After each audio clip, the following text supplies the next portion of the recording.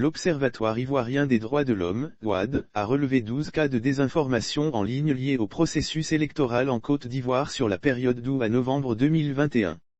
L'information a été donnée, ce lundi 6 décembre 2021, par Yannick Enaki, coordonnateur du projet de monitoring de la désinformation en ligne en Côte d'Ivoire de l'OID, au cours d'une conférence de presse au siège de cette structure, à Abidjan-Riviera.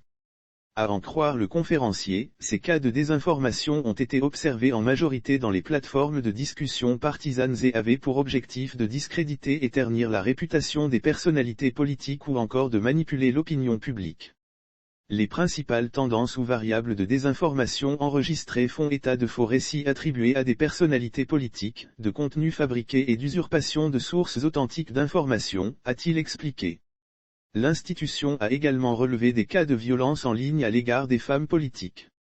L'OID a observé 158 cas issus de 51 plateformes Facebook dont 14 se rapportent aux pages et profils des politiciennes invectivées.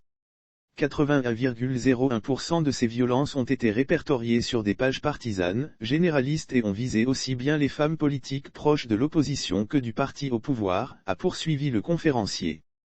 À défaut d'éradiquer totalement la désinformation et les violences en ligne à l'égard des femmes, l'OID propose quelques solutions en vue d'atténuer leurs impacts au cours des processus électoraux à venir.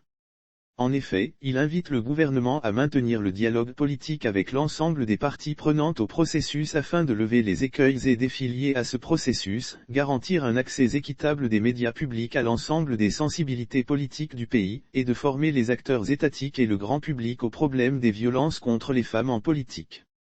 Aussi, l'institution invite les acteurs politiques à sensibiliser et former leurs militants et abonnés, followers, aux bonnes pratiques démocratiques.